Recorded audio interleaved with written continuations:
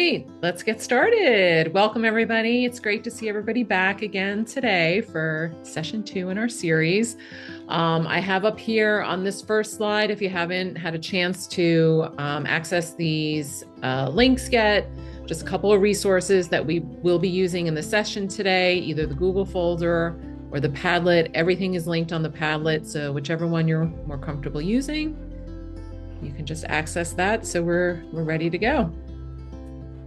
So in today's session, we're going to be talking about instructional material scaffold. So we're going to be looking at how we can be building literacy and numeracy for multilingual learners through the use of instructional material scaffolds. And again, I just want to thank everybody for joining us this afternoon. I know you've already had a full day, and I'm sure you have a full evening, but it's great to see you back, and I'm looking forward to hearing your comments today during the session. So here we are again in session 2. You do have this document in your Google folder if you're interested in reviewing the topics that we'll be covering throughout the series. And then today, our session objectives are to define scaffolding and its critical role in supporting multilingual learners' language, literacy, and numeracy development. We'll explore examples of instructional material scaffolds to support multilingual learners at varying levels of language proficiency. And then towards the end of the session, you'll have an opportunity to apply some scaffolding strategies as you plan for a lesson in your own context. Just a reminder, we are using the same Padlet throughout the series, so we've just added in a couple of columns here.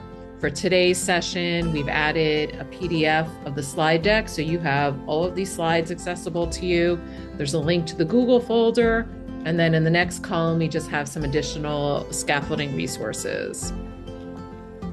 And again, if you're in the Google folder, if you access it through that bit.ly link, you can just click on session number 2, and you will have all the materials that you need. Here is our agenda for today. And I did want to take just a minute and reflect back on some of the feedback that I did receive from people after the first session and just acknowledge some of your glows and grows. So people really appreciated the time to discuss with colleagues, all the tools and resources that you were able to access through the Padlet or in the Google folder, and then the ongoing access to the Padlet. Many people commented that there wasn't enough time in the breakout rooms and that maybe there was too much to read or process before engaging in some of the discussions that I asked you to have in the breakout rooms. And then there were some suggestions around how we might organize the breakout rooms. So in response to all of this feedback, our plans for today, I have planned for a little bit more time in each of the breakout room discussions. I've also broken up some activities so that there's a little bit more structure around how to use your time. There's an activity where you'll review something independently and then go into the breakout room and discuss it.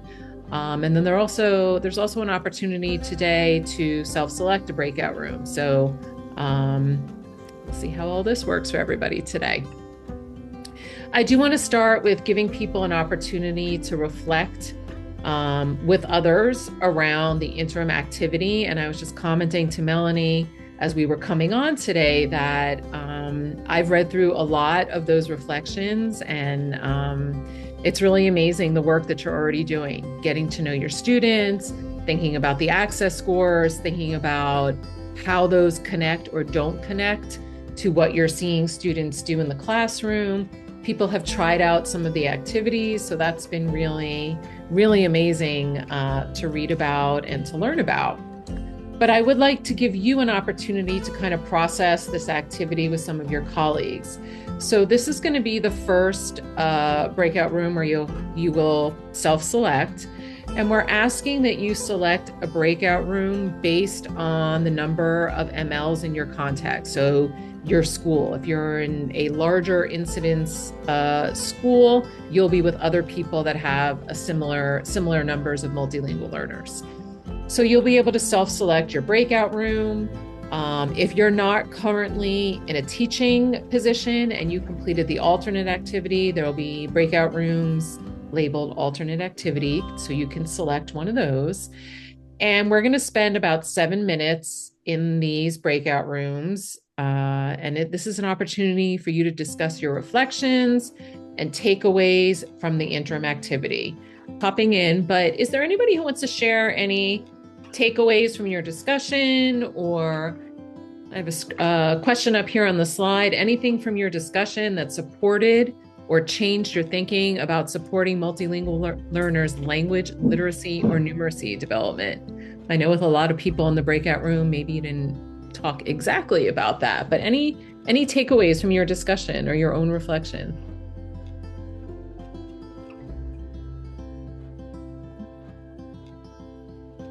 I think my breakout group, it was very interesting to hear because they were really interested in the relationship building with the student. And so many of us felt like we really needed, we didn't really need to go interview the kids per se because we already knew them, which I thought that was really kind of the first step with any teaching is you want to build that relationship with them. Yeah, and that's great to hear. That's great that people are able to do that. Great. Building on that, in our group, one thing that came up was becoming better at sharing that personal information or background information or all those other types of pieces of information that we have about our kids with the other teachers who may not have the same opportunity to learn as much personal stuff about the kid. Yep, that's an excellent point. As I was reading through a lot of the reflections on the Padlet, I feel like that came up a couple of times, that, people really acknowledged that they were in maybe more of a better position to really build these relationships, but certainly there was some information that would be valuable for classroom teachers or content teachers to have. So yeah, it's an important thing to be thinking about. Okay, so let's move into thinking about scaffolding. And to get us started, I have this little activity here that I'm going to ask you to do, to take a look at each of these images. And along with the images, I have a little bit of a description under each. I'd like you to think about which one best represents how you are currently feeling about implementing scaffolding strategies to support multilingual learners. So just go ahead and drop that letter that you most relate to in the chat.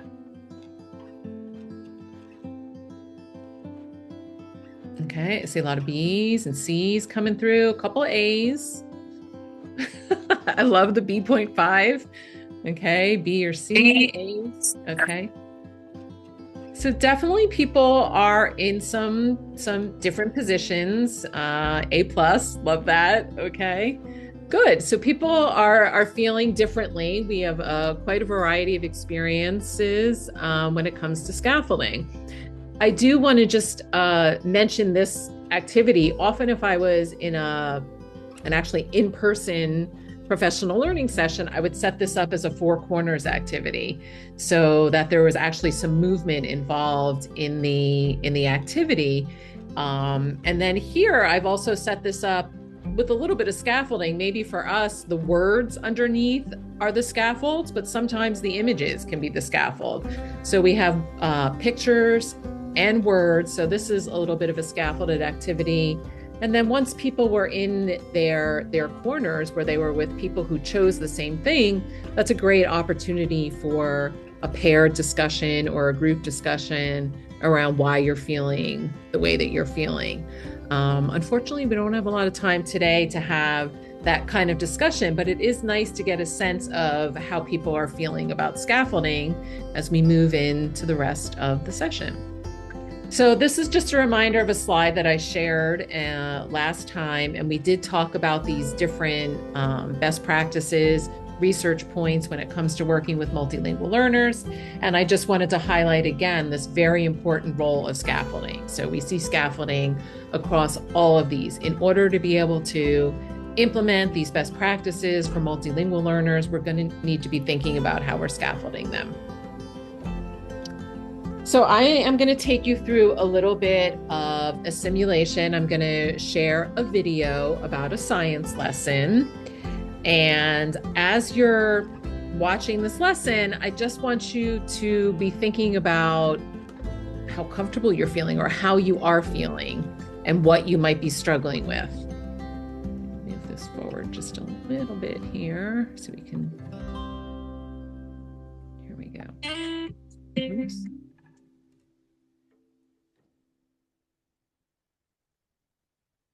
Bom dia, estudantes! Ontem discutimos os ácidos e as bases.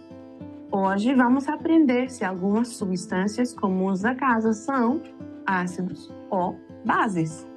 Vamos determinar o pH e outras características de cada substância, igual que descrever os resultados da nossa investigação. Antes de começar, vou recordá-los que enquanto trabalhamos no laboratório, vocês devem sempre usar seus óculos de proteção, luvas e aventais. Nunca podem tocar, cheirar, saborear ou misturar qualquer material até eu os diga que possam. Cada grupo vai precisar dos seguintes materiais que estão especificados na sua folha de exercícios: 8 tiras de papel tornassol, amostras de água destilada, suco de limão, vinagre, bicarbonato de sódio e amônia, copos plásticos, óculos de proteção, avental e luvas. Okay, so I think we got a good feel for this lesson. And I want you just to think about your greatest struggle as you were listening to that lesson and how you felt during the lesson. If you'd like, you can drop it into the chat. If you just want to kind of keep it in your head, that's perfectly fine. I definitely see some people feeling lost. Yeah, need some visuals. Okay, so now I'm going to show you part 2 of this video. And this teacher now has implemented a couple of scaffolds. So as you're watching the video this time, I want you to be thinking about what supported you to understand, and again, how you felt during the lesson.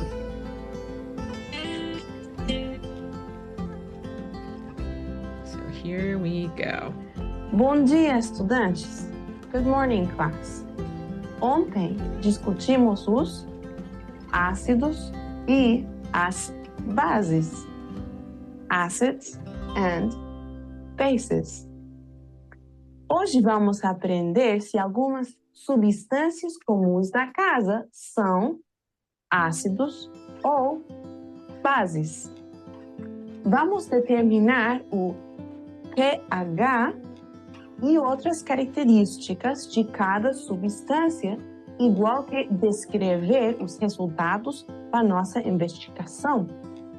Antes de começar, vou recordá-los que enquanto trabalhamos no laboratório, vocês devem sempre usar os seus óculos de proteção, goggles, luvas, gloves e aventais, aprons.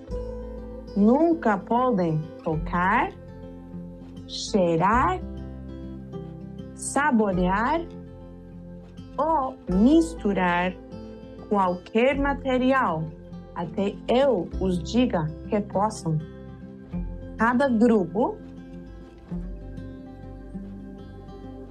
vai precisar dos seguintes materiais que estão especificados na sua folha de exercícios: 8 tiras de papel tornassol, amostras de água destilada, suco de limão, vinagre, bicarbonato de sódio e amônia, copos plásticos, óculos de proteção, luvas, avental e uma escala de pH. Okay, so I'm just going to stop it right there. And just again, I want you to just think about what supported you to understand in this second version of the video. And again, how you were feeling during this lesson. See if there's any change. Susan says, much better. All right. There were some demonstrations. Yes, she was pointing out that she had some realia there, some real objects that she was using. There was a little bit of translation. Yeah, L1 support, modeling. People are saying that they felt a little less anxious. The speech was slower. There were gestures. Okay. But, we also have some people are saying really it wasn't much help. Maybe it wasn't sufficient, but there were some scaffolds. So overall, what did the scaffolds change about your understanding and experience during the science lesson? And what does this suggest about the role of scaffolds for multilingual learners in your classroom?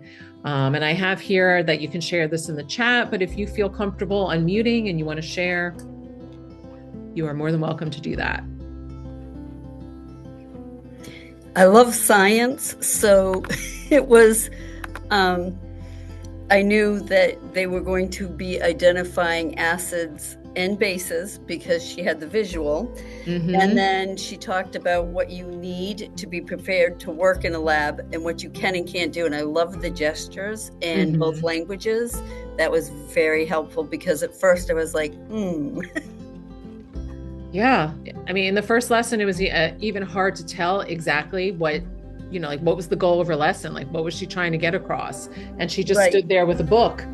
And I have background knowledge, so that helped a lot.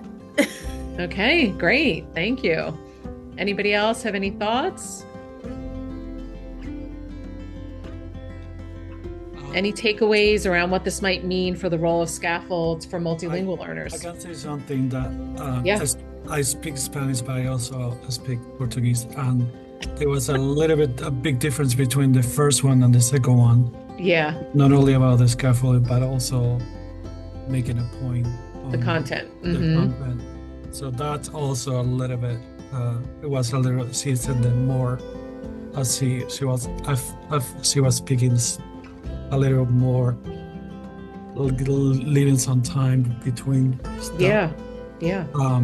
So I think that that was the biggest take that I took. And the second time I felt like she was making more a point. Pause to each one. Great. Yeah, I think to that same point that I speak Portuguese, and still in the second video I understood the point of the lesson better, which just was a good reminder to me that like scaffolds are really, it's a good just universal design for all of our students, because even if a student isn't a multilingual learner, they might have hearing impairment, they might just need visuals to help them understand what's going on. So like it's really a support for all students. Yeah. Yep. Yeah. And even the slowing of the speech, that maybe it's not a scaffold that requires a whole lot of preparation, but slowing down the speech can have a really big impact. So maybe even, some of the smallest changes that we might make to a lesson or add to a lesson can really help some students. So let's make sure that we have a common understanding of what scaffolds are. Looking at this image here on this slide, how would you describe scaffolds? What are scaffolds? What are they intended to do?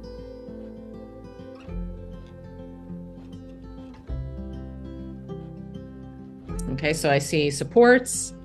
Yeah.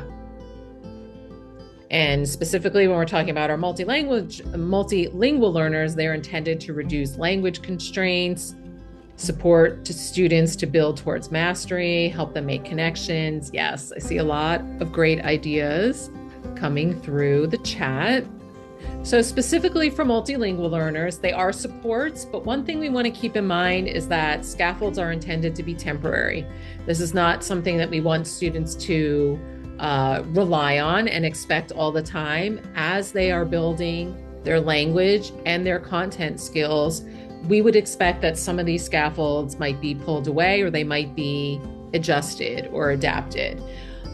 We want to be thinking about scaffolds that are going to best support students to perform whatever task we're asking them to perform that they could not do without this help. But we also want to be thinking kind of strategically, because we eventually want them to be able to do these tasks independently in the future.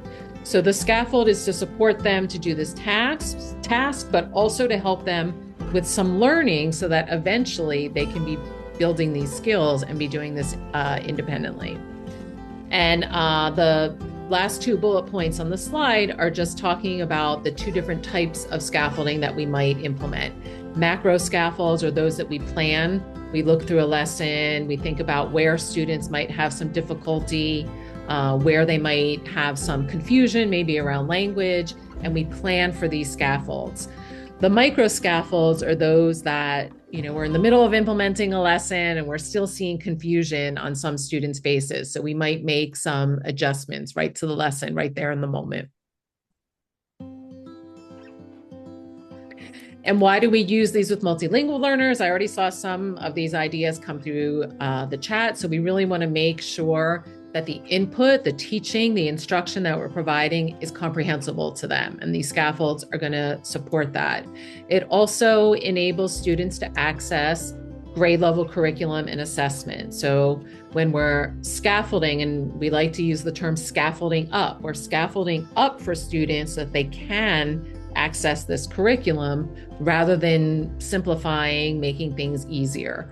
Scaffolds also provide a great opportunity for either the teacher or stronger English proficient peers to model language. And there's also great opportunity for differentiation. As you saw in your own looking at students and looking at access scores, students are at different levels in their language development. They're coming to you with different academic skills. So not everybody is always going to need the same scaffold at the same time.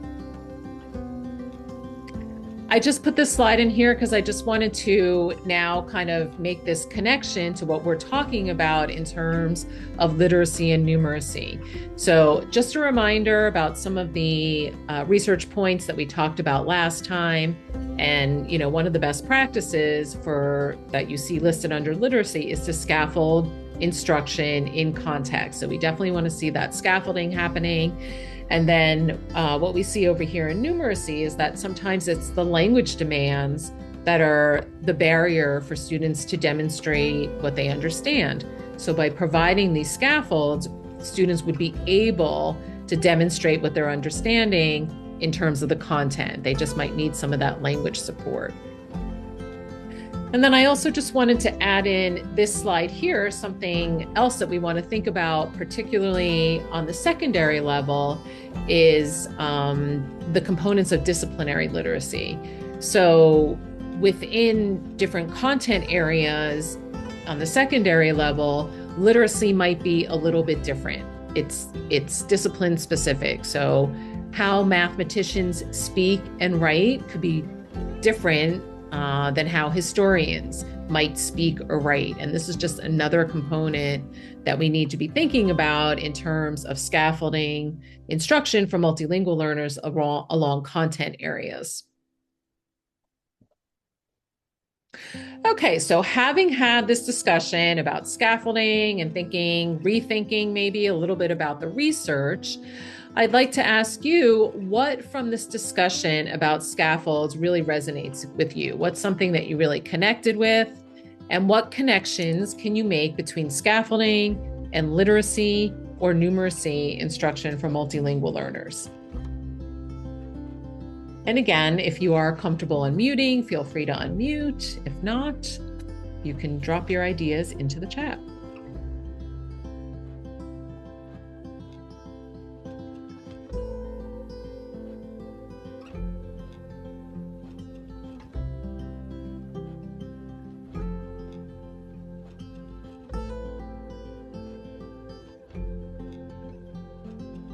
I see Kyle. Yep, go ahead.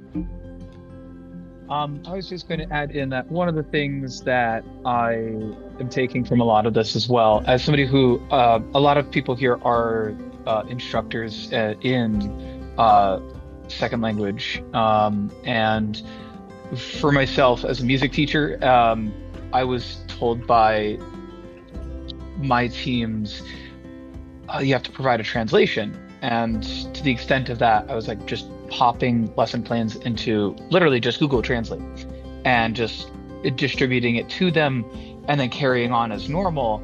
I recognize that I need to do more than that, but at the same time, I don't have to do as much. The example that we had with the video, she was not repeating herself entirely in both languages. She was giving key points, context clues, leading up to the edge, but not building a bridge completely across, so to speak. So I, especially again, somebody this is not my forte, I can take that away from it at the least, of the balance of more and less at the same time. Great. Yeah, I think that's a really valuable observation. And as you were speaking, I was thinking, wow, that video was like a scaffold because you were able to learn from that video. And we do share videos with students, in order to scaffold some of their understanding. I do just want to make one comment about translation. And I do think we see a lot of translation. I think there are a lot of reasons for it. But I think your point is really an important one, that simply providing a translation is not enough for most of our students. It's just not enough. And again, there's a lot of reasons for that. Some students don't have literacy in their home language, and it's not necessarily going to help them. We're providing instruction in English, and then we're giving them a tool in their home language. So there could be some confusion still around what they're supposed to do because all this instruction was just given in English. So I would definitely advocate for thinking very carefully about how we use translations. And oftentimes those are conversations that, as you're saying, can happen at the school level. And there could be some kind of school level decision around the strategic use. We love to say the strategic use of translations. There's certainly a time and a place for them, but it's not, just like you say, it's not the whole thing. Okay, I see a lot of great comments coming into the chat, so feel free to continue adding into the chat. And I would also encourage you all to read through the chat, because there are a lot of really great comments in here, people connecting to them being temporary, that you can use gestures, that they're really important. So, great. Okay, so let's dive into looking at some examples. So we at Support Ed divide scaffolds up into these three categories, and you can see instructional materials, which are really the hands-on, the resources. It's kind of the things that we provide to students. Instructional practices that are more about actions that the teacher might take. And then there's an important role in thinking about how we group students, because how we group them can really be a scaffold. For today, we're just going to focus on this first section here on instructional materials. I do want to draw your attention to a resource that is available to you on the Padlet. Again, it provides a definition of each of these different types of scaffolds, and also some examples of what might fall under that category. So that is there for your reference.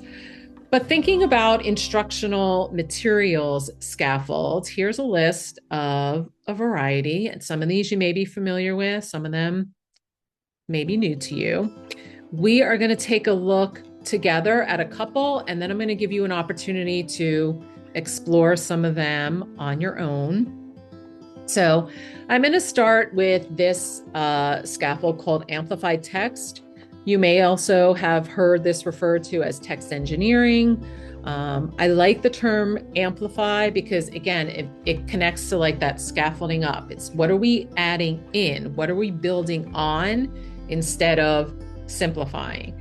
And that's exactly what I want to highlight here, is that when you amplify instead of simplifying, this is what gives students access to the same grade level text, grade level materials that everybody else is using.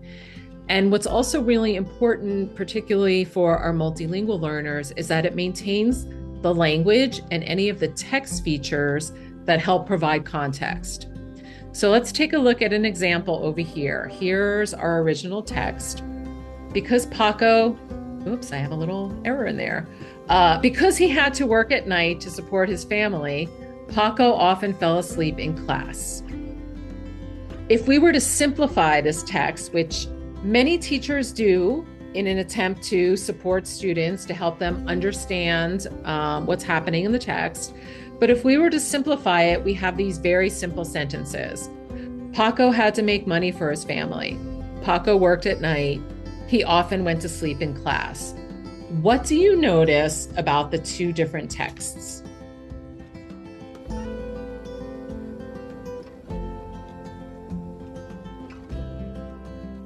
You've lost the direct cause and effect, first of all.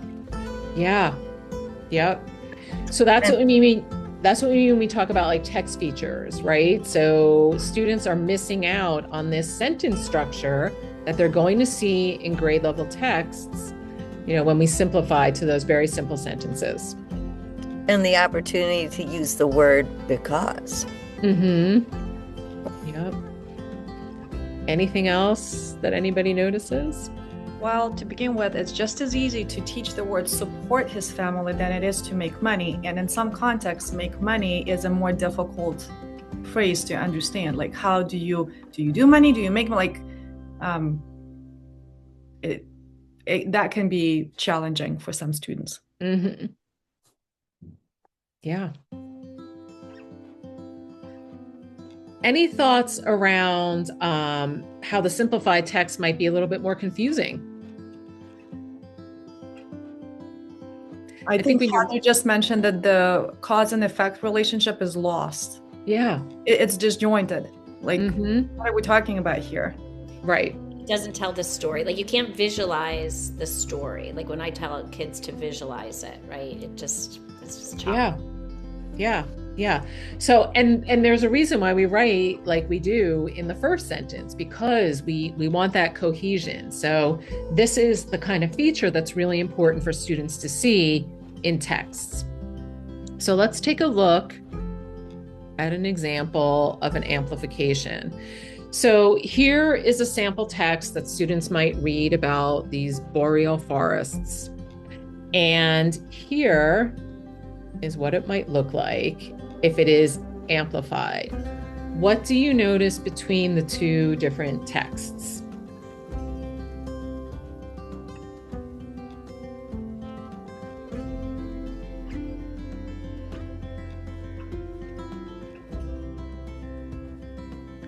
What has amplified the second one? There's both translation and explanation of vocabulary. So meaning explained. Mm-hmm.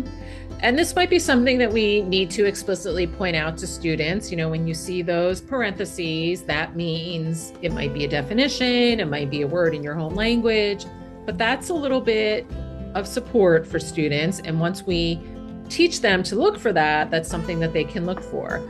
Anything else that anybody notices?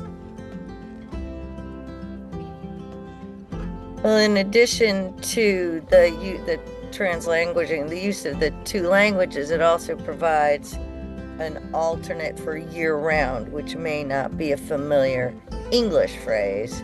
And so it sets it out in more simple English words that may be better comprehended immediately, so that they can now learn a new phrase, common phrase that will turn up in academic and other kinds of reading. You also have schools too. And their pictures. Right. I was going to say, I just noticing a couple of comments in the chat about the pictures. So there's a little bit of visual support there. Also that on the very top, it starts out with a question. So it's kind of setting the purpose or helping students understand what they're going to be reading. Instead of just giving, this title, it's in the form of a question. So they know what they might be reading. And somebody asked a question in the chat about like, what if they don't read in their home language? Then that would not be a support that would be meaningful here. So I think when we talk about amplifying text, this is again where we have the opportunity to think about what we know about our students and what we know about how they learn and what skills they're bringing with us. And then we make the best choices around scaffolds that are going to support them.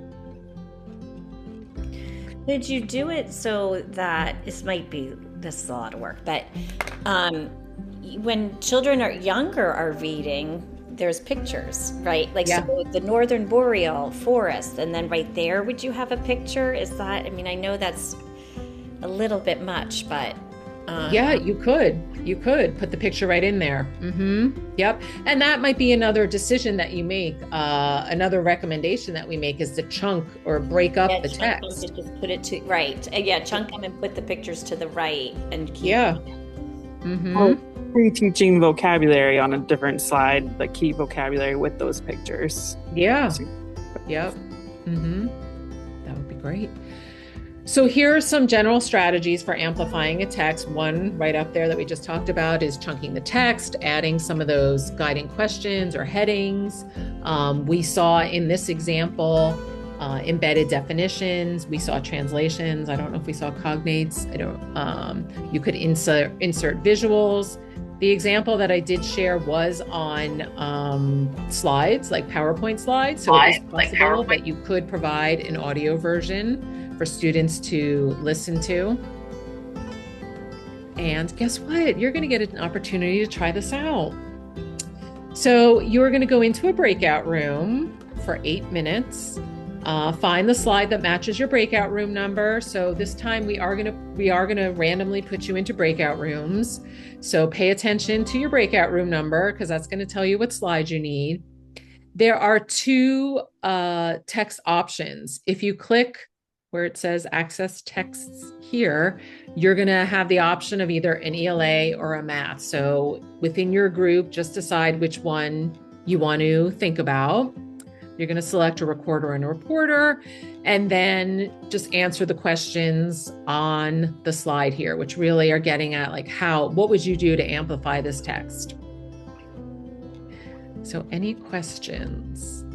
This is going to be document 3. You can access this Google slide deck, document 3 in your Google folder.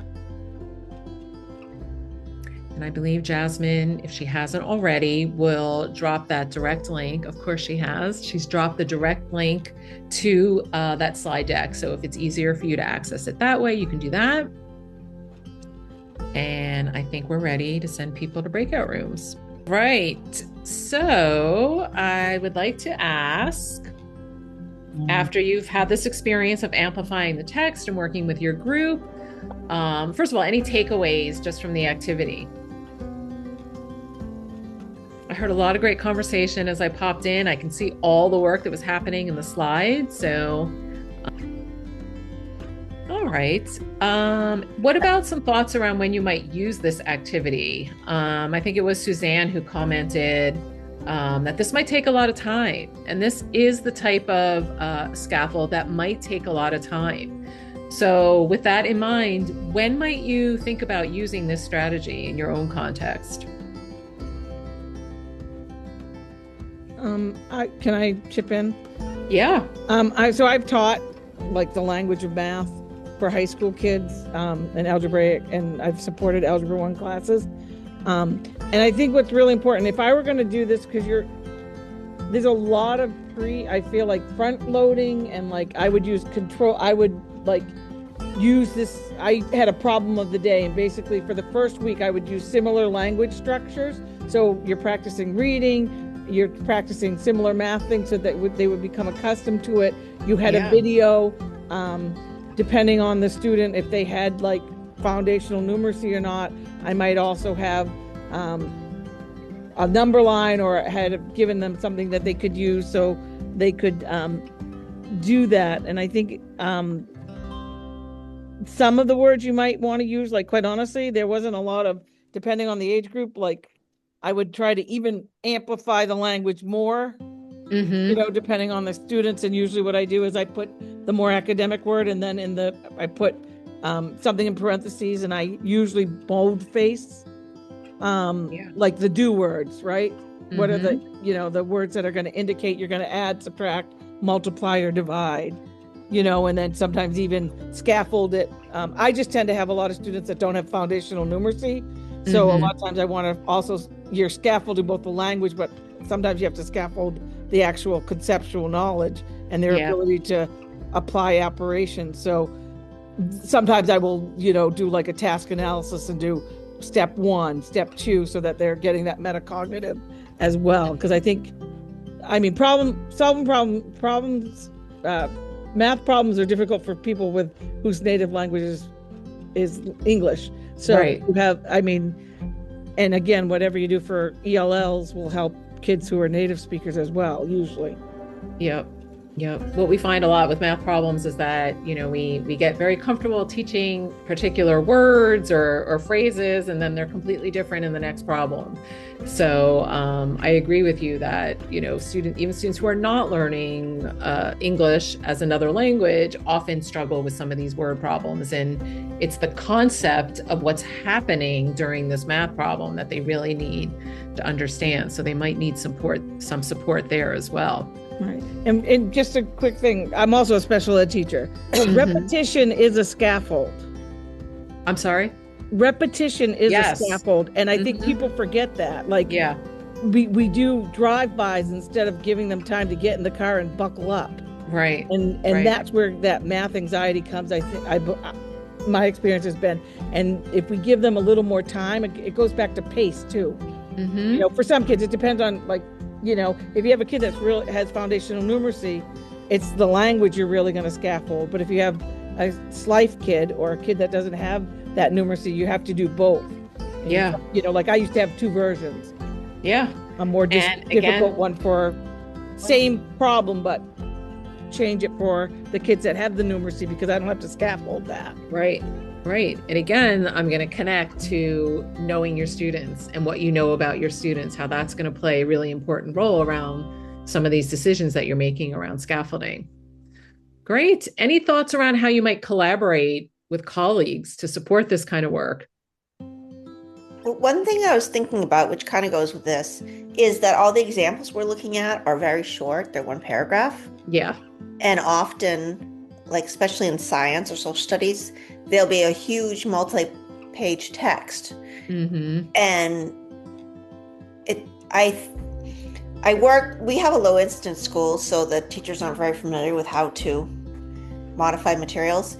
And so I feel it very overwhelming to have like several long texts, and it's like playing a game of keep up. And again, that might be a great place for you to collaborate with some of these teachers, is to think about, what are the priorities in terms of the text, and, what could you add to, what could you amplify to make them more accessible for multilingual learners? Any other thoughts on this scaffold? So I have been lucky enough to have some textbooks that are designed for multilingual learners, and they're amplified text. If you look at it, it's a ton of visual, very little text, but the kind of learning my students have done from those texts is amazing. I really appreciate having access to that, because to create your own, and that's what I hear from the teachers. Where's the time? Right. When am I going to do that sort of work? So it's amazing to work with amplified text, I guess. Yeah. So, and again, I think that's something that you want to think about. This is the kind of scaffolding that could be very time consuming. So it might be something, again, like across your school, and this would depend on, the number of multilingual learners you have, but could you decide as a team which particular text you want to really focus on amplifying. Maybe this could be something that's a conversation around like all the science teachers talk about, which are really the key texts that we want to make sure that we're amplifying. Like these could be content-based decisions.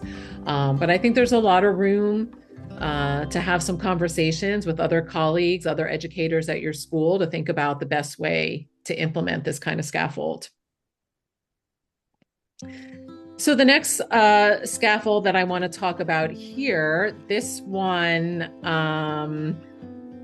is a little bit more accessible to people. And I feel like this is a scaffold that we see relatively often, and that is sentence and paragraph frames and sentence stems.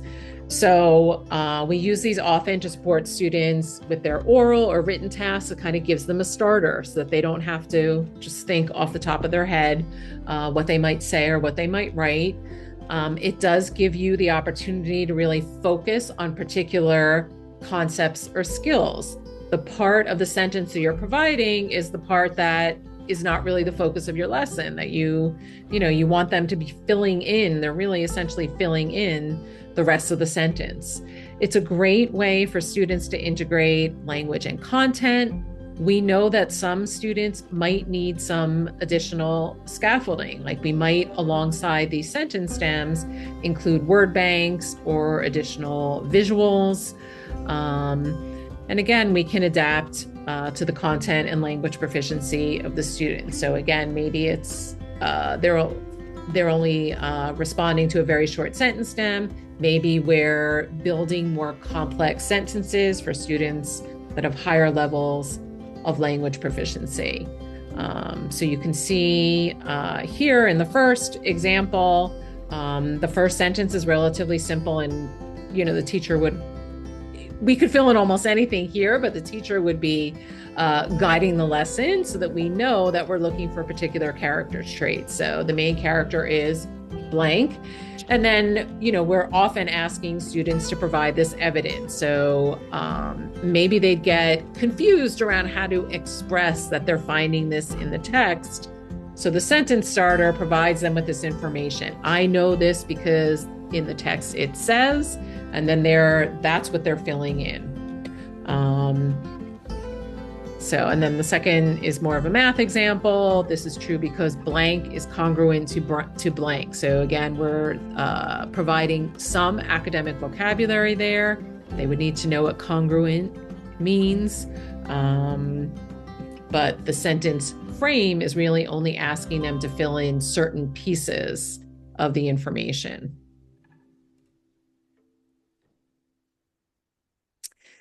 So when we're thinking about planning for the use of sentence frames or sentence stems, here are just some questions that you can be thinking about, as we're always thinking about the language proficiency level of the multilingual learners. We need to be thinking about the academic language either that they have or that you want them to use in their response. Because in addition to the content, we're also thinking about how we're building their use of academic language. And then we want to think about how the stem or frame is going to support students in being able to then produce that language. So, the scaffold initially to get them to say something or to write something, but again, we want this to become something that they are eventually able to do on their own.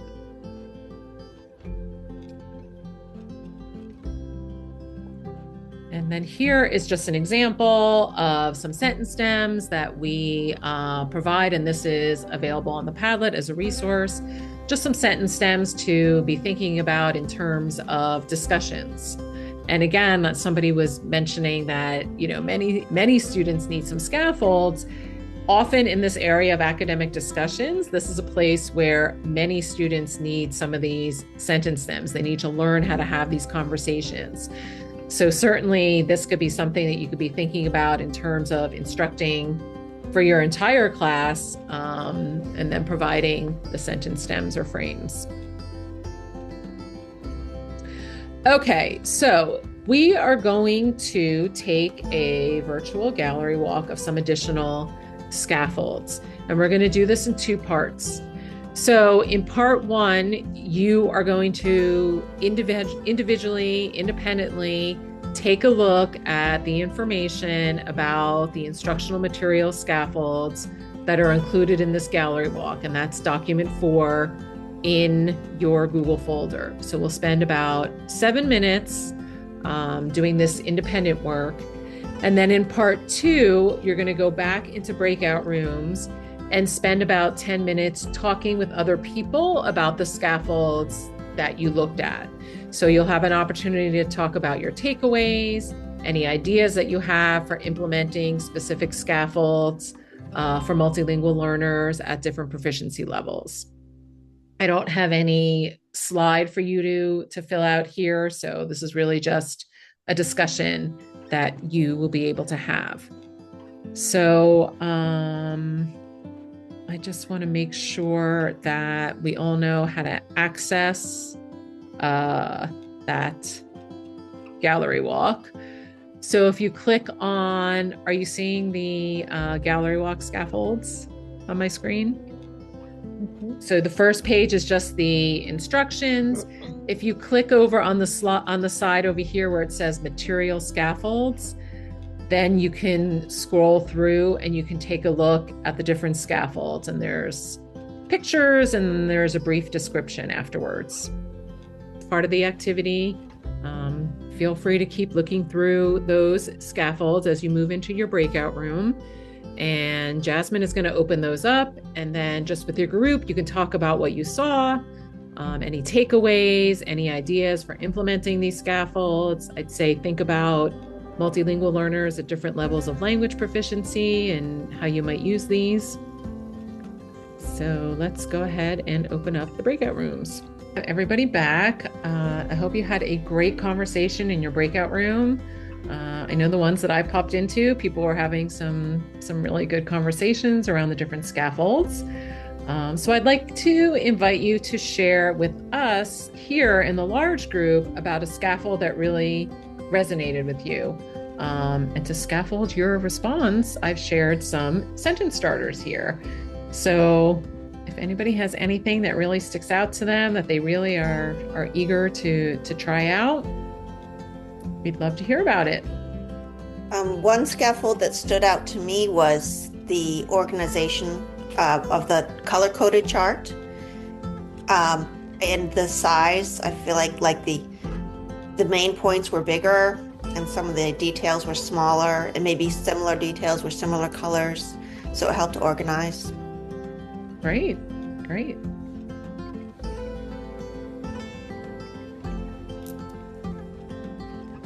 See, Kyle has a hand raised. Go ahead. All right. It's just my habit from doing Zoom calls previously. We discussed the value of glossaries and how just having a standard glossary that these students can access alone is pretty good. It gives context and also shows more trust and independence. Mm-hmm. We also had Lucy also brought up a scaffold that works, and not to speak for her too much, she introduced that she is a Chinese instructor, and she said that she had an extra scaffold not listed, which was peer-to-peer scaffold support. She has a structure in her classroom where students are incentivized to mentor each other. And she had mentioned that there was also like a financial incentive, that they have like a currency system in place where they can buy some little gadgets and toys and the like. So that was a really great discussion that we had about that. So thank you, Lucy. That was really awesome. Yeah, that's great. I mean, if you can get students to support each other, students supporting each other, that's awesome. Anybody else? One more scaffold that really resonated with you? And I should also say that, what I provided to you is not an exhaustive list of scaffolds. These were some examples. So I'm sure you do have other additional ones that you're using that are really effective. I really liked the paragraph frame. I hadn't seen it set up like that before, and I think it was a great example of a structure that would benefit all learners, but especially multilingual learners. Mm-hmm. So I'm looking forward to trying that. Great. And certainly something that as time goes on, you can pull away a little bit. Great. Great. Thanks for sharing that. Okay. So we're going to move into our application. And to start doing that, I'm going to share a little bit about some additional tools that we have that I'll also be sharing with you on the Padlet. So we do outline these 6 steps for scaffolding multilingual learners. We're not going to go deep into each of these, but we have already touched on the first step, which is really knowing your multilingual learners and their strengths in addition to any academic information or language proficiency. Often the next step is to think about the text that they're reading or the tasks that they're doing and thinking about the language and the content that they're going to need, and where there might be some struggle points that you would want to scaffold. And then you want to plan your lesson and think about the different types of materials or resources that you might provide. And then in the 5th step, you're teaching and assessing and thinking about how you're adapting those scaffolds. And then, of course, your reflection so that you can move on and start this cycle all over again. So to support this process, we do have another tool that is available to you on the Padlet, and this is suggested scaffolds at each proficiency level. As students are gaining language proficiency, it's natural for us to think that they need fewer and fewer scaffolds, and they likely do need fewer. But even students who are in that intermediate level, some students who are in that advanced level, there may still be some scaffolds that make sense to provide for some of these students, because we are thinking not only about the language, but also the student's academic background. We're thinking about the task that they're being asked to do. Is this something that they're familiar with, or is this completely new to them? So this is a great starting point in terms of really when teachers start thinking about, I don't know where to begin with scaffolds. It's really great to take a look here and see really that comparison, especially when we know what the English language proficiency level is. So what are some things that are going to be really critical for students who are absolute beginners? And then, maybe there are some that maybe are not critical, but can be supportive for students who are really building their language proficiency.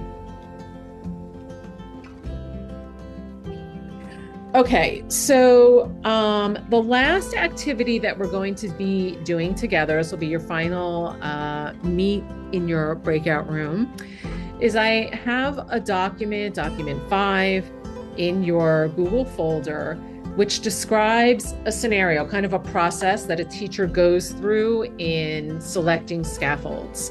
So what you're going to do is go into your breakout room. You can read through the scenario and then respond to the reflection questions at the bottom of the page.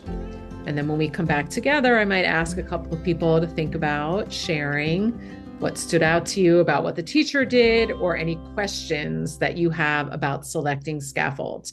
So rather than giving you an example and asking you what scaffolds you might select, you're reading through the process that this particular teacher went through. So this is going to be our last breakout room. We're going to spend only about 7 minutes. It's a pretty short scenario. And if you want to type directly on that document, you will have to make a copy of that document. But if you choose not to type on it, that's perfectly fine.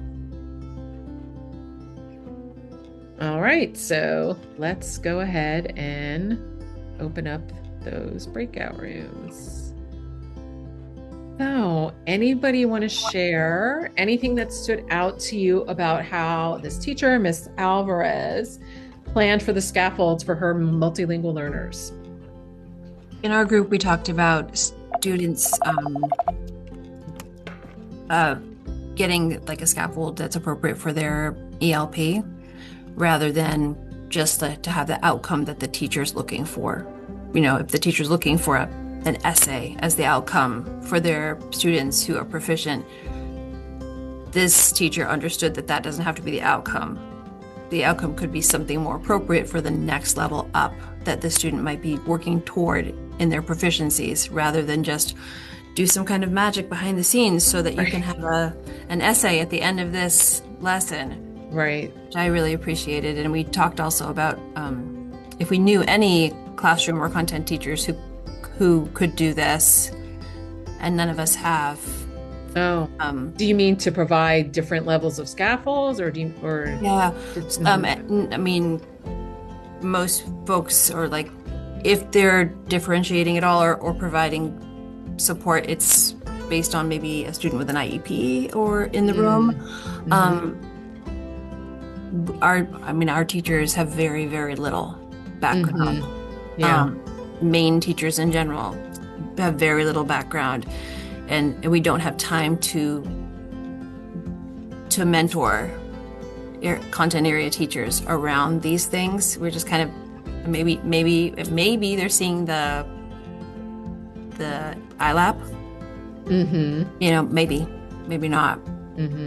And so there's it's wonderful, it's ideal, but how do you go from where we are without, I don't know how long it would take to have even a core group of teachers who could do something like this for themselves rather than needing an ML or ESOL person to do it.